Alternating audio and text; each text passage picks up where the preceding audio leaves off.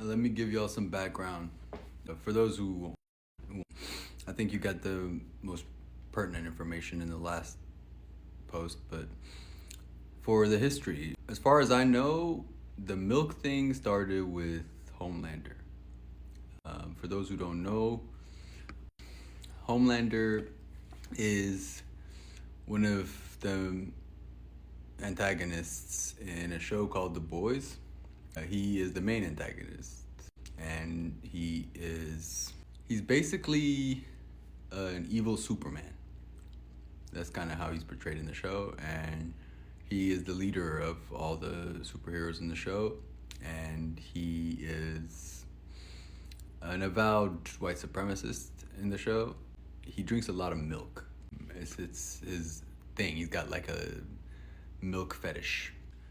And I think initially white supremacists identified with him with both his views, because there's a lot of racial undertones in the movie where he's antagonistic towards black people or people of color, and being like he implies they're lesser a lot.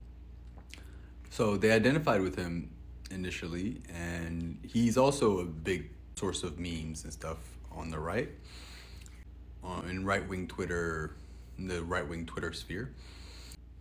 But milk on its own, particularly the emoji, the glass of milk emoji, is a huge meme in the right-wing Twitter sphere, where it's a symbol of white supremacy. Here's a picture of Richard Spencer, the avowed neo-Nazi. Anytime if you're ever on Twitter, if you're still on Twitter, you ever see, or anywhere, you see a glass of milk in anybody's bio or in a post somewhere, in a comment, it's a white supremacist symbol. They're doing a callback to white supremacy. And that's among many other such emojis and mimic emojis, one of which you might have noticed or haven't yet is the juice box. Right-wingers on Twitter use the juice box to signal anti-Semitic sentiments. It's a reference to Jews. So again, if you're ever there and you see somebody post a juice box, or if you see a juice box in anything they post or their bio or anything, that's an anti-Semitic call. They're referencing Jews. And then you have the memes. A very big meme is the soy boy meme. So it's the theory that soy consumption is feminizing left-wingers and people of color. They tend to contrast their idea of masculinity, which involves eating meat and drinking milk for some reason. They associate meat and milk with manlyhood.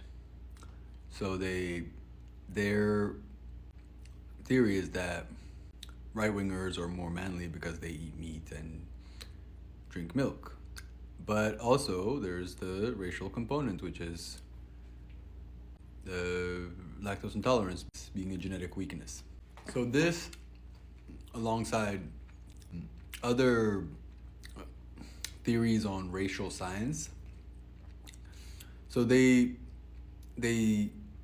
perceive this to be an indicator that genetic differences exist between races.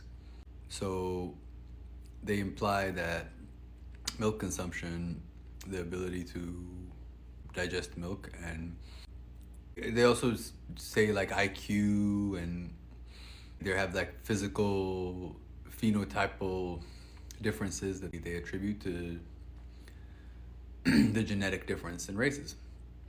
So I'll talk about IQ. That has to be its own thing, because a lot of people don't understand how IQ works, what it is, like where it came from. The history of it makes it is very important to understand why it's problematic, why IQ itself just the idea is problematic, but also how it's being used in white supremacist circles to reinforce this idea that racial differences are genetic, and the racial hierarchy that's presented by white supremacy is scientifically supported.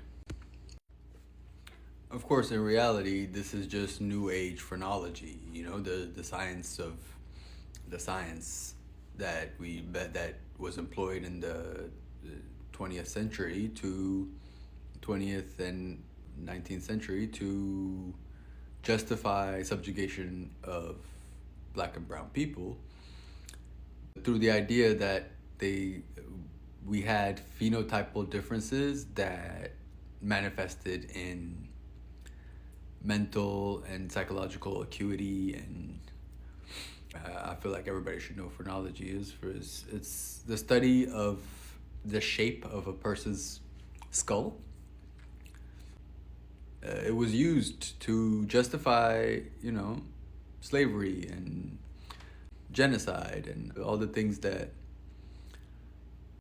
white supremacy brought us in the 20th century, in the 19th century, and the previous centuries. All from colonization to transatlantic slave trade to all the way up to Jim Crow and educational opportunity disparities. And surprise, even class.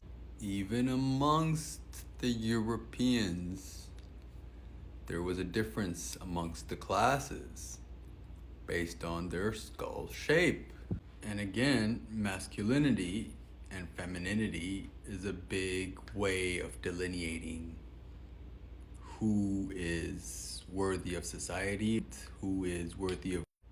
So basically, modern white supremacists are using the same idea to push the narrative that race is not a construct, that race has genetic backing, that it's a concrete scientific, and the hierarchy exists for a reason. They have charts. Look at these charts that put black and people of African descent as far away as possible from the other races. So they say that blackness, which is what white supremacy dictates. White supremacy, the hierarchy dictates that your proximity to blackness makes you less human.